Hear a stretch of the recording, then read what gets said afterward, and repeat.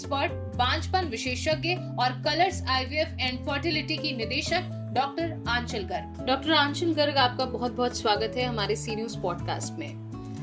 Thank you so much for inviting me here और मैं सी news Bharat की आभारी हूँ कि मुझे यहाँ आने का मौका मिला। सबसे पहले मेरा सवाल आपसे यह है कि लोग आईवीएफ शब्द सुनते ही अक्सर चुप क्यों हो जाते हैं? क्या ये लोगों की सोच की वजह से है? हाँ, डेफिनेटली बिल्कुल सही कह रहे हैं आप कि लोगों की सोच की वजह से ही है, क्योंकि जैसा हम सब जानते हैं कि बांझपन को एक सोशल स्टिग्मा माना गया है। तो समाज बांझपन से ग्रसित जो कपल्स हैं उनको बहुत इजीली एक्सेप्ट नहीं करते। तो उनको जज किया जाता है, उनको बोला जाता है कि बांझपन में इनमें कमी है। तो इस वजह से जो भी बांझपन से ग्रसित लोग होते हैं वो लोगों को सही तरीके तक पहुंच नहीं पाते हैं। जो भी उनके लिए फैसिलिटीज़ अवेलेबल हैं मेडिकल में, वो वहाँ तक पहुंच नहीं पाते, क्योंकि वो डर रहे होते हैं कि लोगों को पता चलेगा कि वो बांझपन से ग्रसित हैं। तो वो कोशिश करते रहते हैं, दवाइयाँ लेते रहते हैं, लेकिन जब उन्हें आईवीएफ के बारे में बताया जाता है तो वो और डर जाते हैं, क्योंकि आईवीएफ एक ऐसा तरीका है जिसका रिजल्ट तो बहुत अच्छा है, लेकिन उसके लिए जो है थोड़ा सा उन्हें एक जैसे देखा जाए तो उसमें थोड़े पैसे भी लगते हैं और एक ऐसा इलाज है जो उन्हें घर में थोड़ा बताना पड़ता है। तो उस समय मरीज जो पेशेंट्स हैं वो सोचते हैं कि घर में हम बताएंगे कि आईवीएफ कराना पड़ रहा है तो वो लोग हमें जज करेंगे कि इनके नेचुरल तरीके से बच्चा नहीं हो रहा है और इनमें इतनी बड़ी दिक्कत है जिसकी वजह से इनके पैसे भी इनके लिए खर्च करने पड़ रहे हैं और इनका इस तरह से इलाज करना पड़ रहा है। और दूसरी चीज़ है, उन्हें लगता है कि जो आईवीएफ द्वारा जो बच्चा होगा वो सामान्य बच्चों से अलग होगा। तो इस वजह से उनको जज किया जाता है, और जबकि ये सब एक मिथ्या है। कई लोग मानते हैं कि आईवीएफ सिर्फ लास्ट ऑप्शन है, तो क्या ये सच है या सिर्फ एक मिथ? ये डेफिनेटली एक मिथ है, एक भ्रांति है कि आईवीएफ ही लास्ट ऑप्शन है, क्योंकि जब भी एक पेशेंट हमारे पास आते हैं सबसे पहले हम लोग उनकी जांच करवाते हैं। तो कुछ जांचें महिला के लिए होती हैं, कुछ जांचें पुरुष के लिए होती हैं। वो जांचों के आधार पे जो उनके रिजल्ट्स होते हैं उनके आधार पे हम लोग एक नतीजे पे पहुंचते हैं कि इनका क्या इलाज होना है। कई बार सिर्फ दवाइयों से ही इलाज हो जाता है और वो संतान सुख की प्राप्ति कर सकते हैं, लेकिन कई बार जो है आईयूआई जैसी पद्धति जो एक सिंपल तरीका है जिसमें जो पति के शुक्राणु होते हैं उनको मीडिया के साथ वॉश करके जो महिला होती है उनके गर्भाशय में डाला जाता है। तो आईयूआई से भी हम लोग कोशिश करते हैं, एक सिंपल तरीका है, इसमें बहुत ज़्यादा कॉस्ट भी नहीं आती। लेकिन आईवीएफ उन लोगों के लिए है जहां शुक्राणु बहुत कम होते हैं या बिल्कुल नहीं होते, या महिला के अंडकोश में अंडे की बहुत कमी होती है, या आईयूआई की तकनीक और दवाइयों से भी कई बार ट्राई करने के बाद अगर वो गर्भवती नहीं हो पा रही हैं तब आईवीएफ का सहारा लिया जाता है। या फिर कि अगर उनको एंडोमेट्रियोमा है बहुत बड़े, तो उस केस में भी जो है हम लोग आईवीएफ सजेस्ट करते हैं। आज के समय में लोगों को आईवीएफ की कितनी जानकारी है आपके अकॉर्डिंग? देखिए, आईवीएफ की जानकारी लोगों ने सुना है, टेस्ट ट्यूब बेबी के नाम से लोग जानते हैं कि ये एक आईवीएफ की प्रक्रिया है, लेकिन हो सकता है प्रक्रिया के बारे में डिटेल में वो ना जानते हों, क्योंकि उससे रिलेटेड भी भ्रांति है। कई बार लोग गूगल देख के आते हैं, कई बार लोग यूट्यूब देख के आते हैं और कहते हैं कि मैम आप तो ये कह रहे हैं कि बस इंजेक्शन दिए जाएंगे और नीचे से अल्ट्रासाउंड के सहारे अंडे निकाल लिए जाएंगे सुई के माध्यम से, लेकिन हमने उसमें देखा कि उसमें पेट में चीरा भी दिया जा रहा है, दूरबीन भी डाली जा रही है और सब। तो एक्चुअली बहुत मिसलीडिंग वीडियोस भी हैं गूगल पे, नेट पे, तो उससे लोग थोड़ा सा मिसलीड हो जाते हैं और उनके दिमाग में ये बैठ जाता है कि आईवीएफ बहुत एक जटिल तरीका है, बहुत ही कॉम्प्लिकेटेड प्रोसेस है। लेकिन ये बहुत ही सिंपल प्रोसेस है जिसमें हम लोग महिला के पीरियड के दूसरे दिन से हम लोग 9 से 10 दिन लगातार इंजेक्शन देते हैं। उसके बाद बेहोशी की अवस्था में उनके अंडे बाहर निकाले जाते हैं सुई के माध्यम से। उसी दिन उनके हस्बैंड के शुक्राणु उनके अंडों में डाले जाते हैं इक्सी की पद्धति के माध्यम से, और फिर उनके जो भ्रूण होते हैं उनको लैब में विकसित होते हुए देखा जाता है। उसके बाद जो उनके भ्रूण बनते हैं उनके गर्भाशय में डाल दिए जाते हैं और इस तरह से फिर 15 दिन बाद उनके जो हार्मोन है उससे पता चलता है कि रिजल्ट क्या रहा है। कितना स्वीकार कर पाई है आज की युवा पीढ़ी इस चिकित्सा पद्धति को? देखिए, काफ़ी हद तक लोगों ने अब समझा है कि टेस्ट ट्यूब बेबी एक ऐसा तरीका है जिससे एक तो समय भी बचता है और दूसरी चीज़ है कि सफलता दर बहुत अच्छी हो गई है। जो आईवीएफ की सफलता दर कुछ सालों पहले थी वो उससे कहीं ज़्यादा बेहतर अब सफलता दर है, क्योंकि बहुत सारी तकनीकियाँ हैं, बहुत सारी चीज़ों हैं जिसका हम लोग ने ध्यान रखा है। और जैसा कलर्स आईवीएफ में हम लोग एक ही रूफ के नीचे सारी फैसिलिटीज़ हैं, हम लोग हर चीज़ का ध्यान रखते हैं। हमारे यहाँ जो इन हाउस एम्ब्रियोलॉजी टीम है जो लैब का पूरा ध्यान रखती है, क्योंकि लैब की भी देख रेख बहुत इंपॉर्टेंट होती है। लैब का टेम्परेचर है, लैब का सारी चीज़ें हैं, जैसे प्रेशर मेंटेनेंस है, ह्यूमिडिटी लेवल है, सारी चीज़ें एक वो देखा जाता है, जिससे जो लैब का एनवायरनमेंट है वो इतना अच्छा हो कि उसमें जो एडवांस्ड स्टेज एम्ब्रियोज हैं जिसको हम ब्लास्टोसिस्ट कहते हैं उनका डेवलपमेंट हो, क्योंकि उससे प्रेगनेंसी रेट हाईएस्ट रहती है ब्लास्टोसिस्ट से। तो ये सारी चीज़ें हैं। तो आज की जो जनरेशन है वो जानती है कि आईवीएफ एक अच्छा तरीका है और इसकी चीज़ के लिए वो जागरूक भी हैं। कई बार वो गूगल पे पढ़ के आते हैं और वो बोलते हैं कि मैम हमने बहुत साल से ट्राई कर लिया है, अब हम सीधे आईवीएफ कराना चाहते हैं। तो इस चीज़ के लिए जागरूकता तो बढ़ी है, लेकिन हाँ अभी भी थोड़ा कोशिश जारी है कि इस बारे में अवेयरनेस फैलाएं, क्योंकि लोग डर जाते हैं जब उनके बच्चा नहीं हो रहा होता है, उनको जज किया जाता है तो लोग डर जाते हैं और वो घर में बैठ जाते हैं कि नहीं अब हम दवाइयाँ लेते रहेंगे, और हम वो छुप छुप के इलाज करते रहते हैं। तो उन्हें थोड़ा सा बाहर निकलने की ज़रूरत है। और समाज से भी मैं यही बोलूँगी, उनके परिवारजनों से भी यही बोलूँगी कि उनको थोड़ा सा साहस दें कि वो जो है डॉक्टर को अप्रोच तो कर पाएँ, डॉक्टर के पास जाके थोड़ा समझें कि क्या इलाज होना है और उनके साथ रहें उस इलाज में, उन्हें अकेला ना छोड़ें। क्या आईवीएफ कराना शर्मिंदगी की बात है? नहीं, बिल्कुल भी नहीं है। आईवीएफ देखिए एक शर्मिंदगी की बात बिल्कुल भी नहीं है, क्योंकि बांझपन एक बीमारी है। बांझपन एक ऐसी समस्या नहीं है कि आप अछूत हैं और उनको बिल्कुल वो आप जज करें। तो बांझपन एक बीमारी है, जिस तरह से कोई भी बीमारी है, किसी के पेट में ट्यूमर है, किसी के ब्रेन में ट्यूमर है, उसका जिस तरह से ऑपरेशन करवाते हैं लोग, साथ में पूरे परिवारजन 10-10 लोग पहुंच जाते हैं इलाज के लिए कि भाई इनको जल्दी से ठीक कर दीजिए, डॉक्टर के पास जाते हैं। उसी तरह आईवीएफ में मरीज अकेला ही बेचारा आता है, अकेले ही अपना इलाज करा रहा होता है, क्योंकि उसके परिवारजन उसका साथ नहीं देते हैं। तो इसलिए थोड़ा सा मतलब ये ध्यान देने वाली बात है कि परिवारजनों को और उनके जो फ्रेंड्स हैं, उन जो समाज है उनके आसपास, उनको थोड़ा सा उन्हें जज ना करें और उनके साथ रहें, कि उनको थोड़ा साहस दें कि ये इलाज वो करा पाएँ। क्योंकि क्या होता है कि इसमें दोनों चीज़ें बहुत मैटर करती हैं एक आईवीएफ की सक्सेस रेट में। एक तो ये है कि हमने इलाज किया और पेशेंट जो है सारी चीज़ें फॉलो कर रहा है, प्लस जो साइकोलॉजिकल एस्पेक्ट है वो बहुत इम्पोर्टेंट है, क्योंकि पेशेंट का एक साइकोलॉजिकली नॉर्मल होना और मानसिक तनाव जो है उनको ना होना, ये हम चाहते हैं कि मतलब सफलता में एक उनको मानसिक तनाव ना रहे और आराम से वो अपना इलाज करा सकें। आईवीएफ को लेकर पुरुष और महिलाओं दोनों में अलग अलग हेजिटेशन होती है? हाँ, दोनों में अलग अलग हेजिटेशन होती है। पुरुषों में सबसे जो कॉमन सवाल उनका ये होता है कि मैडम आईवीएफ तो आप बता रहे हैं, लेकिन हमने सुना है इसमें शुक्राणु दूसरे के लिए जाएंगे। तो उनको हम यही बताते हैं कि देखिए जब आपके शुक्राणु हैं, आपके अंडे हैं, और तो आप दूसरे के क्यों लिए जाएंगे? जो चीज़ आपको बोली जा रही है, जो इलाज आपको बोला जा रहा है वही किया जाएगा।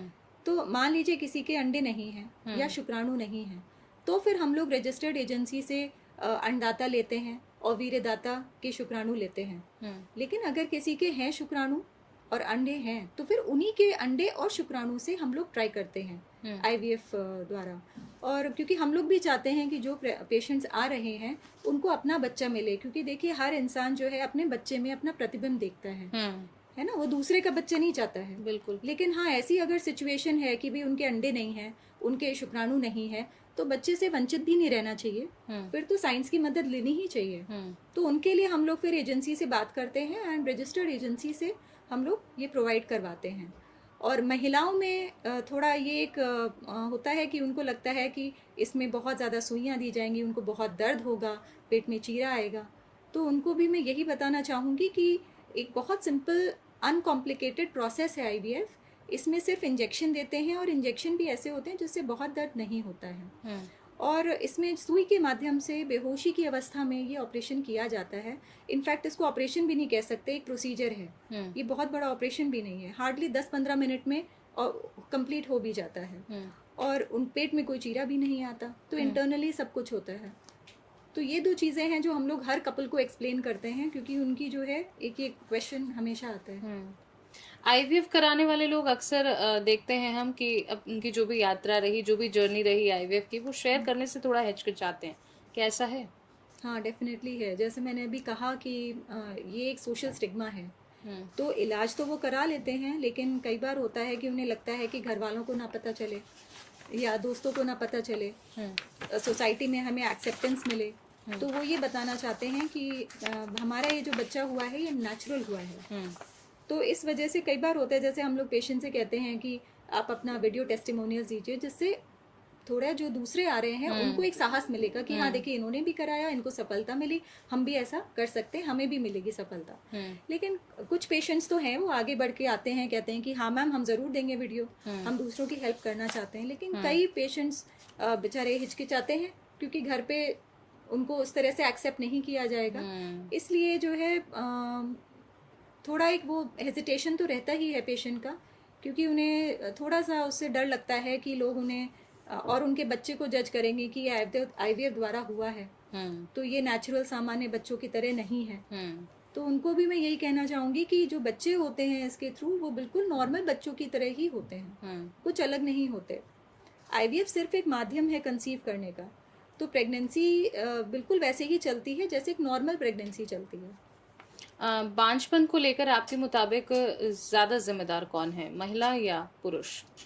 देखिए इसमें 50% दोनों का एक कंट्रीब्यूशन होता है। जो 30% केसेस होते हैं उसमें पुरुष जिम्मेदार होते हैं, पुरुषों में कमियां पाई जाती हैं। 30% केसेस में महिलाओं में कमियां पाई जाती हैं। 30% केसेस में दोनों में कमियां पाई जाती हैं, और 10% केसेस में उनकी सारे रिपोर्ट्स नॉर्मल होते हैं लेकिन वो फिर भी कंसीव नहीं कर रहे होते हैं। तो उसको हम अनएक्सप्लेन इनफर्टिलिटी की कैटेगरी में डालते हैं, क्योंकि उनके सारे रिपोर्ट्स नॉर्मल होते हैं फिर भी वो नहीं कंसीव कर रहे होते हैं।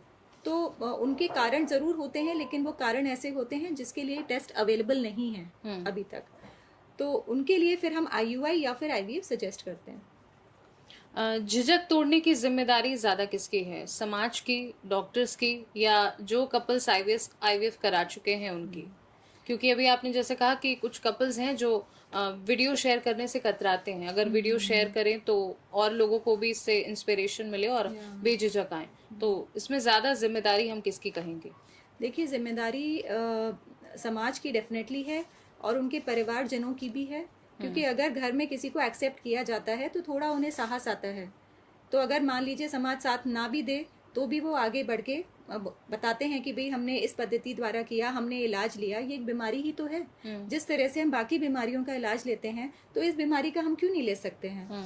तो सभी की जिम्मेदारी है, परिवारजनों की है, पेशेंट की खुद की जिम्मेदारी है, और समाज की है, हमारी जिम्मेदारी है एज डॉक्टर्स, एंड सभी की जिम्मेदारी है इसमें।